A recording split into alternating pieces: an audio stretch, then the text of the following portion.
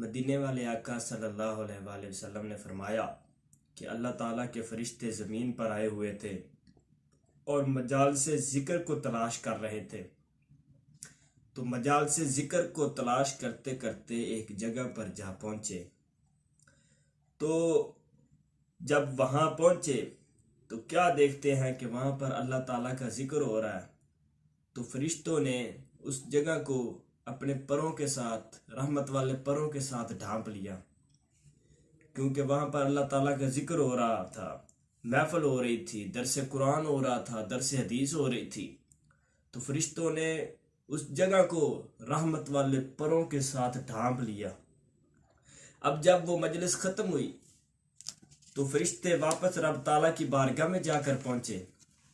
तो रब ताला ने पूछा है, फरिश्तों तुम कहाँ से आ रहे हो?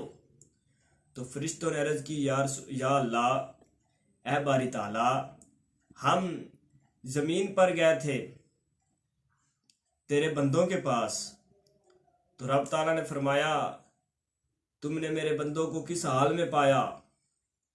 तो फरिश्ते अर्ज करने लगे, ए बारी ताला, तेरे बंदे तेरा जिक्र कर रहे थे, तेरी इबादत कर रहे थे, तेरी हम्द बयान कर रहे थे। तो रब ताला ने फरमाया कि ए फरिश्तों, क्या वो मुझसे कुछ मांग भी रहे थे? तो फरिश्तों ने अर्ज की, ए बारे इला, वो तुझसे तेरी रहमत मांग रहे थे, तेरी जन्नत मांग रहे थे। तो अल्लाह ताला ने फरमाया, है फरिश्तों, क्या वो किसी चीज से बचना भी चाहते हैं, किसी चीज से बचने की भी ख्वाहिश करते हैं? तो फरिश्तों ने अर्ज की, है बारे इला, वो तेरी जहन्नम से बचना चाहते हैं।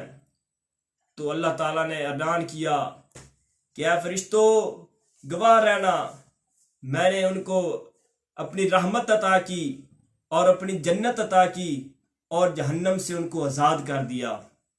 अब जब फरिश्तों ने रब ताला की रहमतों का नुज़ूल इस तरह देखा तो फरिश्तों ने अर्ज की, या अल्लाह, वहां पर एक ऐसा बंदा भी था जो बहुत गुनाहगार था, उस मजलिस में बहुत मुजरम था, पापी था, वो भी उस मजलिस में आया हुआ था और उसका कोई इरादा नहीं था, वैसे ही बस जा रहा था। तो वो चलते चलते उस मजलिस में जाकर बैठ गया और उसकी नीयत ये थी कि जाऊं देखूं तो सही क्या हो रहा है, ऐ अल्लाह, क्या उसको भी तू बख्श देगा? तो अल्लाह ताला ने फरमाया, ऐ फरिश्तों, मैं उसको भी बख्श दूंगा, उसको खास तौर पर माफ कर दूंगा। पहले अमूमी मगफिरत थी, लेकिन खास तौर पर उसका नाम लेकर उसकी माफी का ऐलान किया। हाँ फरिश्तों, उसको भी मैंने माफ किया। तो फरिश्तों ने अर्ज की, ऐ मालिक, क्यों? मैं उनको नहीं। तो अल्लाह ताला ने फरमाया, मैं उनको नहीं देखता, बल्कि मैं उनके दोस्तों को देखता हूं। ये बैठा आके किन लोगों के पास है, ये किसकी मजलिस में बैठा है, किन मेरे पाक बंदों के पास बैठा है, ये किस इज्तिमा में बैठा है, ये किसकी सोहबत में बैठा है, ये किस पैगाम को सुनने के लिए बैठा है। जिन लोगों के लिए मैंने पहले ऐलान किया था, वो ऐसी कौम है कि जिनके पास बैठने वाला भी कभी बदबख्त नहीं होता, उनके पास बैठने वाला कभी बुरा इंसान नहीं बन सकता।